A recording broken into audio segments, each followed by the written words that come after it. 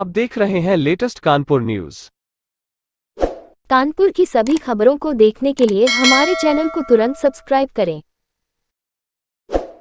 कानपुर देहात के थाना शिवली के अंतर्गत 6 दिसंबर को व्यापारी चंद्रभान के साथ हुई लूट की घटना के खुलासे में जुटी पुलिस टीम और एसओजी टीम ने संदेह के आधार पर 5 लोगों को हिरासत में लिया था।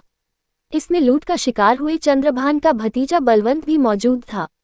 वहीं पूछताछ के दौरान बलवंत पुलिस की बर्बरता का शिकार हो गया और उसकी मौत हो गई। इसके बाद आनन फानन में पुलिस अधीक्षक सुनीति के निर्देश पर 9 पुलिसकर्मी सस्पेंड कर दिए गए। वहीं पुलिस अधीक्षक ने जांच के लिए एसआईटी भी गठित कर दी। इसी के साथ देर रात 5 पुलिसकर्मी सहित 7 लोगों के ऊपर हत्या का मुकदमा भी दर्ज किया गया है। कानपुर देहात के थाना शिवली के अंतर्गत लालपुर सराय गांव में रहने वाले व्यापारी बलवंत की पुलिस बर्बरता के चलते हुई मौत को लेकर परिजनों और ग्रामीणों में गुस्सा साफ तौर पर नजर आ रहा है। कानपुर नगर में पोस्टमार्टम कराने के बाद शव लेकर गांव पहुंचे परिजन और ग्रामीणों ने पुलिस के खिलाफ नारेबाजी करते हुए शव का अंतिम संस्कार करने से इनकार कर दिया। परिजन शव को रखकर मुख्यमंत्री योगी आदित्यनाथ को बुलाने की मांग कर रहे थे। वहीं गांव में हंगामे की जानकारी होते ही जिलाधिकारी नेहा जैन के साथ पूरा जिला प्रशासन और पुलिस अधीक्षक सुनीति के साथ पूरा पुलिस प्रशासन परिवार को मनाने में जुटा था, लेकिन परिवार एक भी सुनने को तैयार नहीं थे। वहीं परिवार से मिलने पहुंचे भाजपा सांसद देवेंद्र सिंह भोले ने परिवार को समझाया और न्याय का भरोसा दिलाया, तब जाकर कहीं परिवार वाले माने और शव को अंतिम संस्कार करने के लिए तैयार हुए। मृतक बलवंत के परिवार वाले पुलिस प्रशासन और जिला प्रशासन से बात करने तक को तैयार नहीं थे और मौके पर मौजूद अधिकारियों के बीच ही उनके खिलाफ जमकर ग्रामीण नारेबाजी कर रहे थे। इस दौरान मृतक के गांव पहुंचे भारतीय जनता पार्टी के सांसद देवेंद्र सिंह भोले ने पीड़ित परिजनों की पूरी बात सुनी और अधिकारियों की बात से पीड़ित परिजनों को अवगत कराया। परिवार को भरोसा दिलाया कि उनकी सारी मांगों को शासन को अवगत कराकर जल्द से जल्द पूरा कराया जाएगा और पूरे घटनाक्रम में जितने लोग भी दोषी हैं, उनके ऊपर कड़ी कार्यवाही होगी, तब जाकर कहीं परिवार माना अंतिम संस्कार के लिए तैयार हुआ। इस दौरान जिलाधिकारी नेहा जैन ने राहत राशि के रूप में 4 लाख रुपए की चेक परिवार को दी और जो भी सरकारी योजनाएं हैं उन्हें भी जल्द से जल्द दिलाने का परिवार को भरोसा दिया है। सांसद देवेंद्र सिंह भोले के समझाने के बाद परिजन शव को घर ले जाने के लिए तैयार हो गए। इस दौरान शव को ले जाने के लिए पुलिस ने कड़ी सुरक्षा व्यवस्था का इंतजाम कर रखा था। कड़ी सुरक्षा व्यवस्था के बीच मृतक बलवंत के शव को घर ले जाया गया। बलवंत की अंतिम यात्रा में सांसद देवेंद्र सिंह भोले के साथ साथ जिला प्रशासन और पुलिस प्रशासन के आला अधिकारियों के अलावा सैकड़ों की तादाद में ग्रामीण मौजूद थे।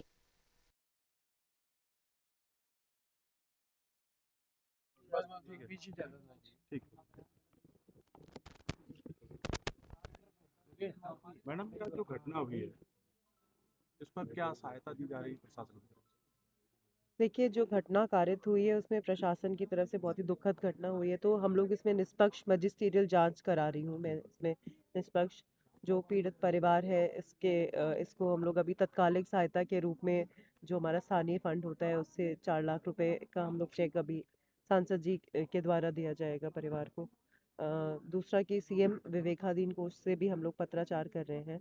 मृतक परिवार को पारिवारिक लाभ में जो है 30,000 रुपए का प्रावधान है, वो हम लोग दे रहे हैं। भूमि का पट्टे के लिए बात हुई है। भूमि का पट्टा बेस्ड ऑन लैंड अवेलेबिलिटी 3 से 4 बीघे के बीच में माँ और पत्नी के नाम की बात हुई है, वो कराया जाएगा।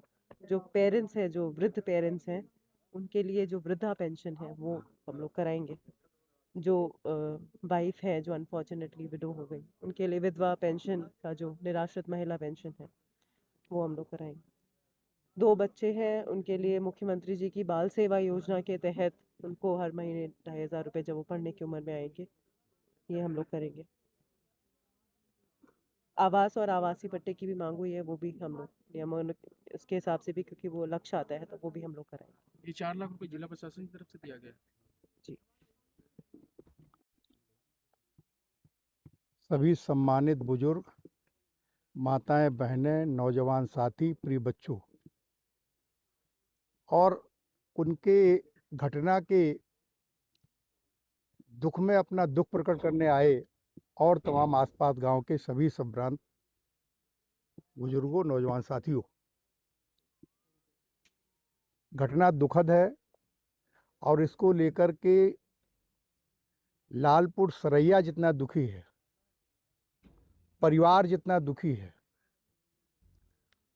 कानपुर देहात में लोग जितना दुखी हैं, जिसको जानकारी होती है, और हमारे पार्टी के लोग जितना दुखी हैं, भारतीय जनता पार्टी के, और मैं समझता हूँ इसमें दल की बात नहीं है, इसमें सभी राजनीतिक दल के लोग, मैंने सुबह जब समाचार पत्रों में पढ़ा तो सभी लोगों को तकलीफ़ हुई है।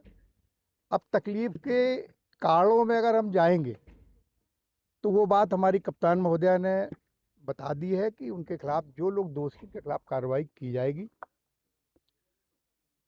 घटना गलत घटित हुई है, नासमझी में घटित हुई है, अति उत्तेजना में घटित हुई है या राजनीतिकरण के तहत घटित हुई है, ये दुखद है और किसी के साथ भी ऐसी घटना नहीं होनी चाहिए, जिसको लेकर के हमारा प्रशासन, जिलाधिकारी महोदय ने भी कल कई बार दूरभाष पर बात की, पुलिस अधीक्षक महोदय ने भी कई बार दूरभाष बात की और ये उन्होंने दुख प्रकट किया कि ये दुखद है।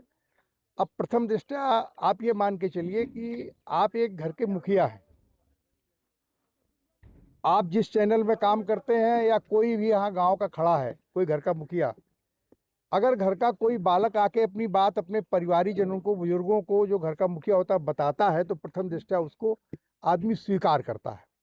और इसीलिए तमाम ऐसी चीज़ें हैं कि जब तक मुखिया के मन में ये बात ना जाए कि क्या है, तो कोई न कोई भ्रम पैदा होता है। इसलिए मैं इतने कह सकता हूँ कि मेरा पूरे परिजन मांग कर रहे थे कार्रवाई की, क्या कार्रवाई की बात हुई?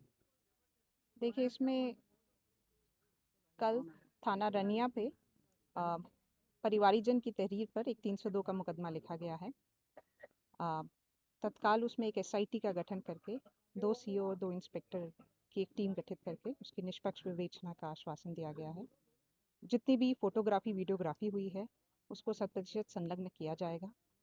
परिवारीजन ने कुछ और मुद्दे भी उठाए हैं, कुछ और तथ्य प्रकाश में आए हैं, उनको भी विवेचना के क्रम में लिया जाएगा और निष्पक्ष जो दोषी है उनके खिलाफ कार्रवाई करी जाएगी, इस बात का आश्वासन दिया। सब्सक्राइब करें हमारे लेटेस्ट कानपुर न्यूज़ चैनल को और बेल आइकन दबाना ना भूलें।